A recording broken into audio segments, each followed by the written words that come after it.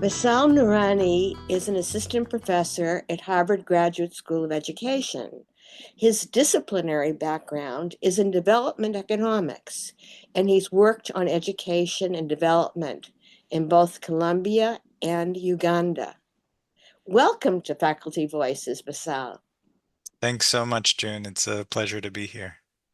Your research agenda is intimately linked to the work of an organization founded in Colombia in 1974, the Foundation for the Application and Teaching of the Sciences, um, Fundaec. That's right. Yeah. Fundaek. Yeah. How did you encounter their work? Yeah. This goes back to my undergraduate days, I would say. I was interested in development economics at the time and the question of development in particular. And also, in a lot of ways, the question of community. And Fundaek's program of education is essentially a program of education for community development. My own path led me to Uganda, as you mentioned, where I was a study abroad student. And I was studying in a rural immersion program, learning about processes of community development, approaches of community appraisal programs, and so on. But I also was able to encounter organizations on the ground in the field. And towards the end of my studies, I encountered somebody who was beginning to introduce the materials of Fundaic's programs in the Ugandan context, and had a conversation with this person, learned a little bit more about what these materials were, and was very intrigued because paradigm it was operating in was very different from the paradigms I was immersed in as a student and also what I had seen on the ground. And so that was my initial encounter with the work of this Colombian organization. The initial encounter was in Uganda. So I'm going to quote again from Uganda a document you sent me that pertains to your early experiences. Quote, it seemed odd to me that the type of community life that takes place in villages was seen as an anachronous feature of human societies, despite its intuitive appeal in the attachment many people held. I couldn't help but wonder something was off. Can you elaborate on that and how does it apply to Colombia? Sure. It's a sentiment I think many people have who visit the villages of the world or many of these rural places, that there's this sense of security, this sense of connection that people have with one another that seems to have been lost in some ways. That's also not to overly romanticize these kinds of forms of society and to think that one we need to go back to some mode of social organization that prioritizes the village over everything else.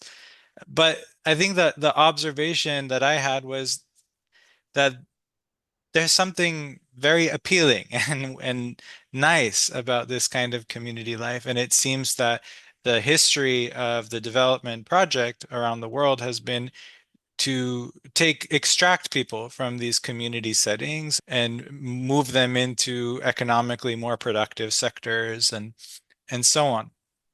And I think to me the question was, is there actually a path forward that allows a process of development to strengthen this tacit form of wealth, these social bonds, and also potentially to remove the forces of oppression in these kinds of places that hold a lot of segments of society back um, or do not enable these individuals in these places to fulfill their highest aspirations, but also to advance a process that enhances the flourishment of the community.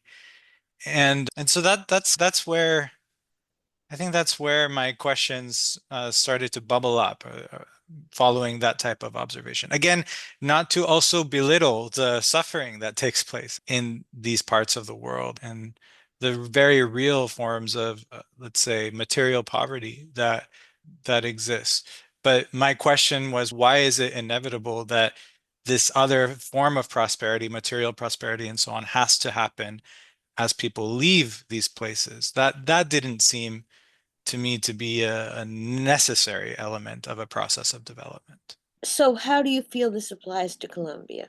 So in the Colombian context, the experience of Fundayek seemed very different from the beginning. This organization had a conviction that by centering development around a process of knowledge generation and application, the people in all of the particular places in the Colombian context and perhaps the entire world could begin to imagine a path of finding more effective use of resources, determining how to organize the social composition of the communities, thinking more and more consciously about the types of technologies that would enhance productive processes, but in a way that also strengthen the social bonds, social connections, that an educational program that could at the same time open people's minds to new possibilities, to remove prejudices they may have had that might have come from tradition,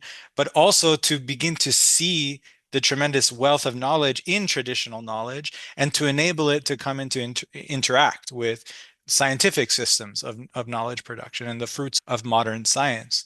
So in this Colombian context, in Cali in particular, it was a group of professors at a local university who eventually founded their own rural university. I guess they imagined it as a rural university, but it had a different characteristic. It had a different composition than the universities that you and I know are and are embedded within.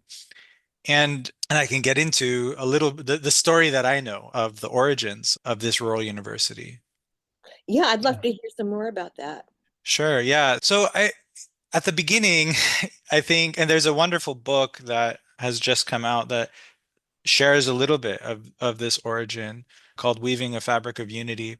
At the beginning, this group of professors would go and recruit students from the villages or individuals, adults from various villages, and ask them if they wanted to participate in an educational process that could help them think about a path of development. And I think, you know, from what I read in this book and from what I've heard, this type of invitation was very welcome. I don't know if it would be as welcome in today's world where there's an information overload, but you have to imagine in that day and age, educational opportunities were very scarce and limited. So the fact that somebody was coming into this village and inviting one to participate in an educational process was very welcome.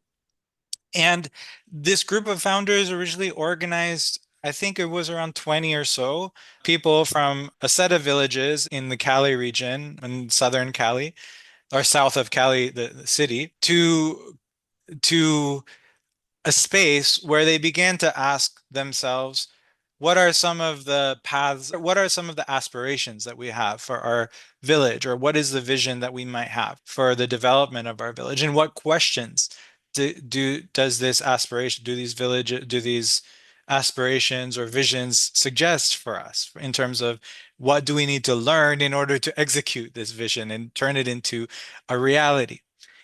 And so you can imagine one vision might be around a more sustainable, more productive production system on the farm, or questions around housing, or more sustainable means of constructing infrastructure, or providing for the health and of the community members, or advancing educational processes of the children. So there are very many things that a community aspires to learn about and visions that it might have to advance its development. And all of these were welcome as objects of learning by this group.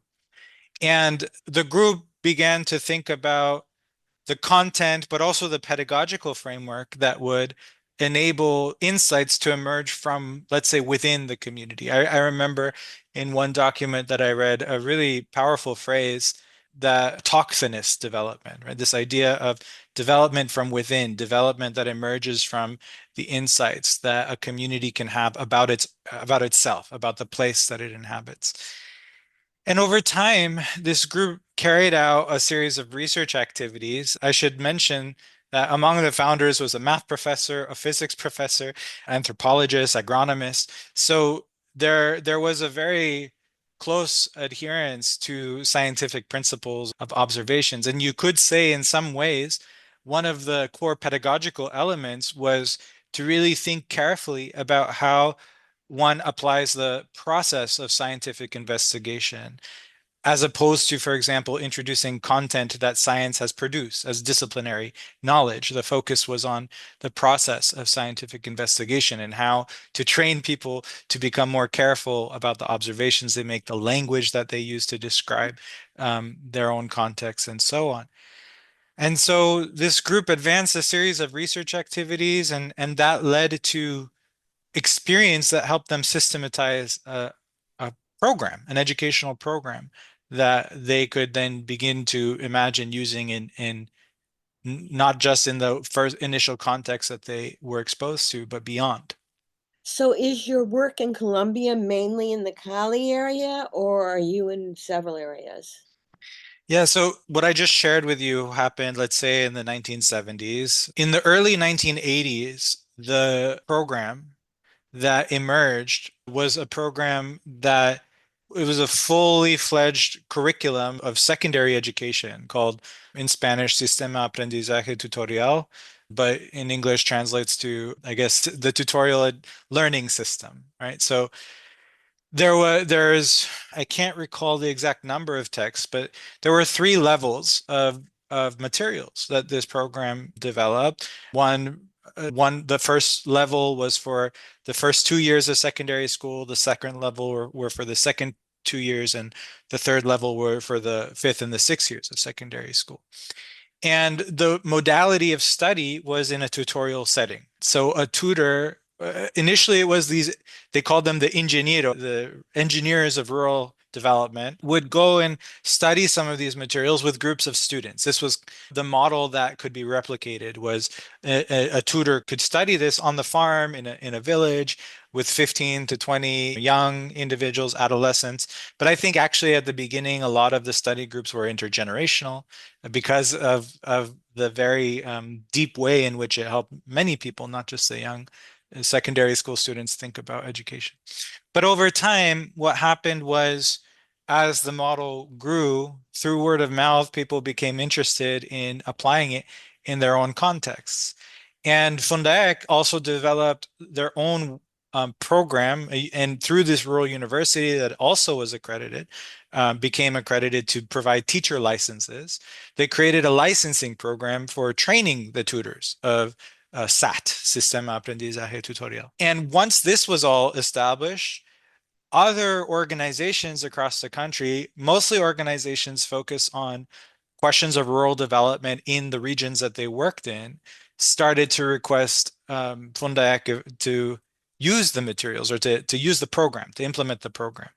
So Fundac actually created an entire system of training these organizations across the country to implement the program through tutors and a coordination structure that supported the tutors working in villages across the country. So all of this to say, the answer to your question is that eventually it reached um, uh, over 100 municipalities across the country. I think the percentage I have is something like 42% of the municipalities in the country.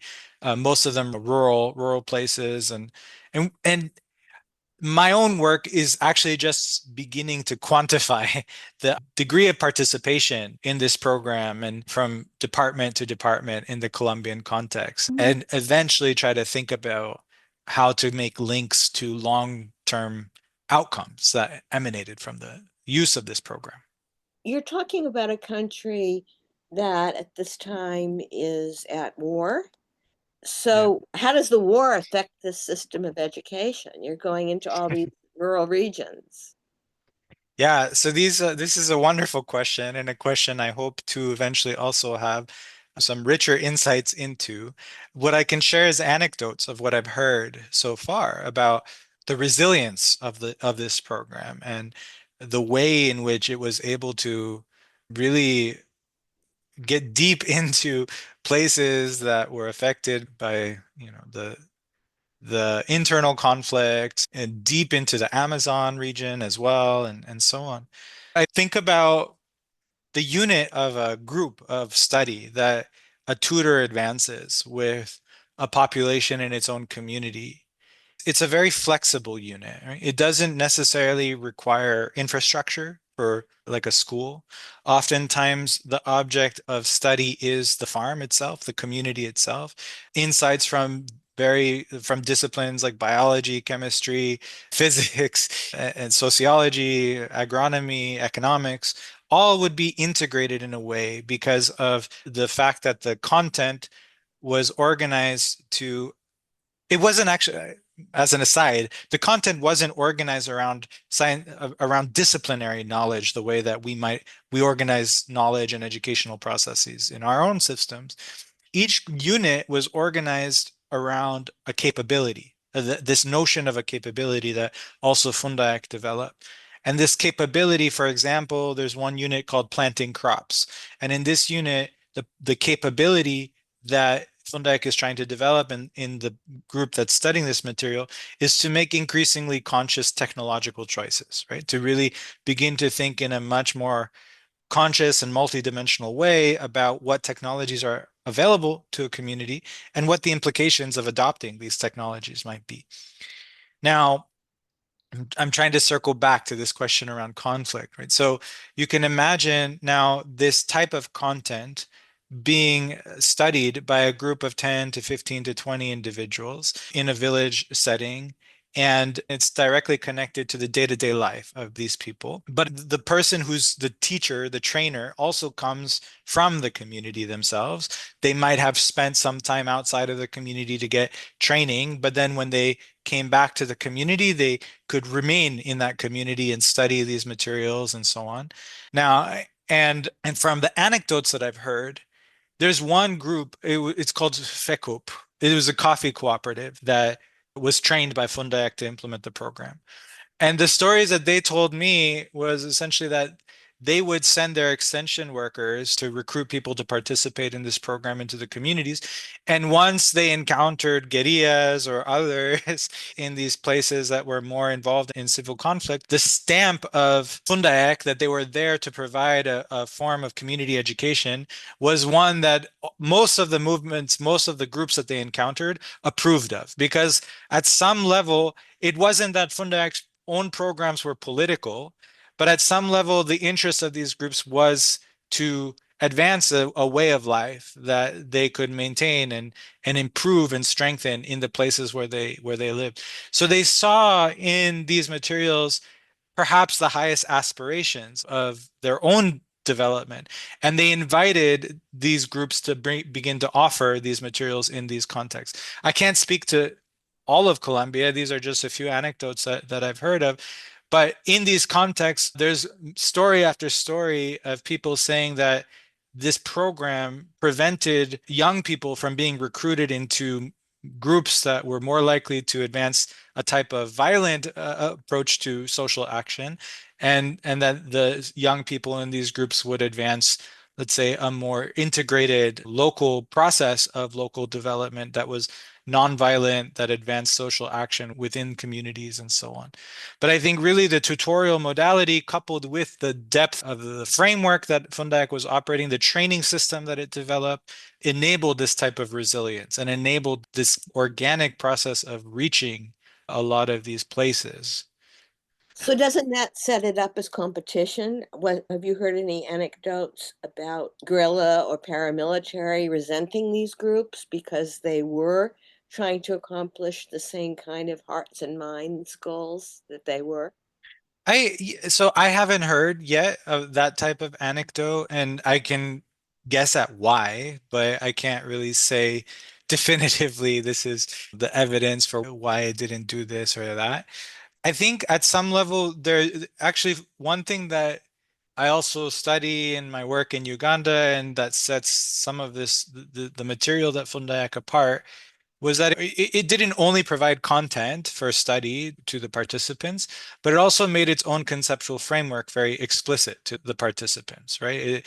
And not in a way that invited others to consider their own kind of framework for how they're thinking about normatively good outcomes in life. And I think one core element of this framework was that any process of development needed to also produce unity in society. And that this actually is intimately connected in many ways to the act of knowledge production. That knowledge is not a zero-sum resource, especially if everybody is producing, is participating in its production, and that it actually creates more pie for everyone. And in a sense, it's very difficult to, if you're truly participating in a process of knowledge production that advances local development, it should also be possible, it should also be the case that it becomes a non-competitive resource, a non-competitive good.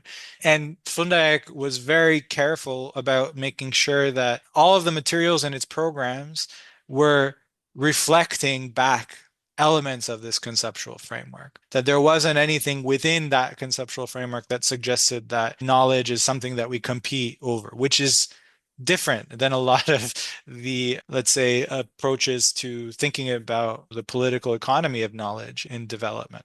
I don't know. I can't say too much more about that, but this is just from my own reading of the content and the history. You talk about the learning to teach by learning to learn approach. Can you describe that? Yeah, that's the title of the paper in the Ugandan context. What I can say about that is that, and connecting it to Fundaek, connecting it to the experience of this organization in Colombia, is that over time, these programs that Fundaek developed also became appealing to similar like-minded organizations around the world. And then Fundaek established a process of training these organizations to use these materials. And in the Ugandan context, the organization that I've worked with, where that this paper that you've mentioned is based on, has used subsets of these materials to train teachers. Right? So this material that was originally a secondary education program in the Ugandan context and actually worldwide is now offered through a curriculum titled Preparation for Social Action, which is more of an informal educational program. But in Uganda, a subset of the materials are used with teachers. Now, what happens in that teacher training and why we say that this learning to teach happens by this through this process of learning to learn is that in that context, like many contexts worldwide, I don't want to limit it only to one type of place. Teachers and educators often operate under a model, under a set of assumptions where the content that they deliver to their students is follows this banking framework, following the work of Paulo Freire, but is content that they have to deposit into their students, right? That they have the knowledge, the curriculum has the knowledge that the students need to have, and it's the role of the teacher to deposit that knowledge into their students. And unfortunately, this hasn't necessarily improved learning outcomes around the world. We're in a moment the World Bank labels as a learning crisis, and that this idea that actually in country after country, learning outcomes, basic levels of literacy and numeracy haven't improved, and learning outcomes in general are weak. But and so there's this question around how do you change teacher pedagogy? How do you improve teacher pedagogy to improve learning outcomes? And in this project, what we've done is we've used some of the Fundaic materials to instead of to model an approach of learning that invites the participant of the learning experience to see themselves, let's say, as a kind of scientist, as an observer of the world that they interact with, as somebody whose actions have direct effects into the world. And that in order to really understand how to shape the world that you're interacting with, you have to keenly observe how your actions are affecting the outcomes that you are creating. And in a context where you're working with teachers, this involves getting the teachers to now begin to observe and analyze and describe their experience with their students in the classroom. But the experience of the training with the teachers is one where it's almost like the first time that they are invited to experience learning through this process of knowledge production. That even the first exercise is an exercise where teachers are making a shape out of clay, and then they're asked to describe the properties of the shape that they've made. And you might make a shape that looks like a sphere or a cube and try to describe it as such, but ultimately it's very difficult to make a shape that is precisely resembles a sphere or precisely resembles a cube. And so the tutor can go through an activity of trying to get the teacher to more precisely describe this shape that they've made, and ultimately the teacher will struggle and realize that they can only describe the shape to the extent that their prior language allowed them to. But you get into more and more complex objects of not just shapes, but space, color, but then beyond material objects, social objects, relationships, children's development processes, and so on. And because the learning experience is very concrete and from the very beginning is drawing from the teacher's own direct observations, the teacher is able to use these analogies now to really think much more clearly and critically about the act of teaching and the process. What are the objectives of the teaching process? The what are the objectives of the educator, and what outcomes does the educator look for? How does the educator now determine whether their actions are effective? So you see now, because the teacher is learning to learn, and what we mean by that in a sense is learning to produce knowledge and learning to observe the world, they can now engage in a critical reflection of the changes they would make in their own pedagogical practices to learn how to teach. So pulling back a moment, what is actually going on in Colombia that you are researching? Is it both tutorial and teacher training? What's the scope of your research? Yeah, so in Colombia, the SAT program, Sistema Aprendizaje Tutorial, the secondary education program, was implemented by a large set of organizations. I don't know exactly the number. We've counted it at one point to be somewhere between 50 and 60. Some of them are no longer existent. Some of them still operate, but they operate in various forms.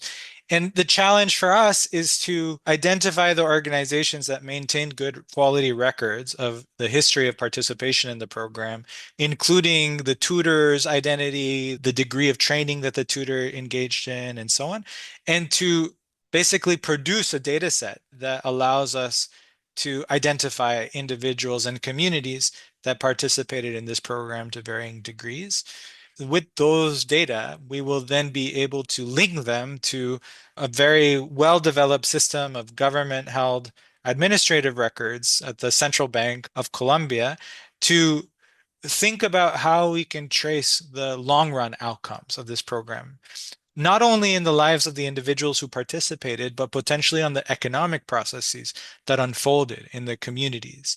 And in a lot of ways, the first question that we want to think about in the Colombian context is that one, the long run outcomes, implications of this program on community development. But certainly, as you alluded to previously with one of your questions, you can imagine also asking questions around the effect of this type of educational process on the unfoldment of violence or conflict in a region, and various types of questions. So we're excited that once we constitute this data set, we might be able to say a lot about what effects it might have had. Moving forward, I think also with the results from the Ugandan context and also with Fundac's own evolving work, it's celebrating its 50th year anniversary this year, and it's reimagining itself in many ways as an organization that can have more of a global impact and also deepen its own understanding of processes of community development.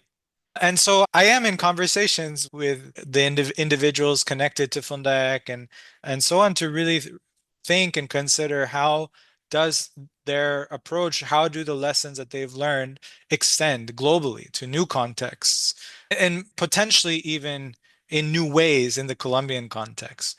I know that there's one project that they're advancing, but it's a project that advances or enhances the capacity of a community to think about agroforestry as a mechanism, creating a long-term production system around the use of food-producing trees and other forms of trees and regenerative agricultural practices in the Colombian context. And so there's ways in which the work of Fundac itself has evolved and deepened that hopefully we'll be able to learn about.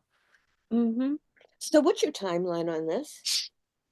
There's the timeline I hope to have, and then the timeline that may emerge because of external forces. Right now, our hope is in the summer. I have a set of collaborators and Colombian collaborators, students, professors, and so on. And we're hoping to convene together in the summer to look at patterns and relationships in at least one department of Colombia where the data we've collected is rich, the richest. And so then at that point, hopefully we'll have some preliminary results that we'll be able to share and discuss in conferences and so on. But I think there's this dynamic of relationship building with the organizations that implemented the program that hopefully can be strengthened if we can share some of the insights that we've learned from this data. And I'm hopeful that as we strengthen our insights through the data, and we can strengthen our relationships with various organizations, and that process will lead to us being able to access more data from the Colombian context. But I don't really want to impose a timeline on that. It's a little bit more organic and relationship based. And so I can't, I don't want to impose a timeline. Well, you may not be at the stage of your research you can answer this, but there's so much talk right now about immigration in the United States. And have you found any relationship or even suspect any relationship between the implementation of these programs and immigration rates? I don't think I've started to think about, let's say, intercontinental immigration processes through this program.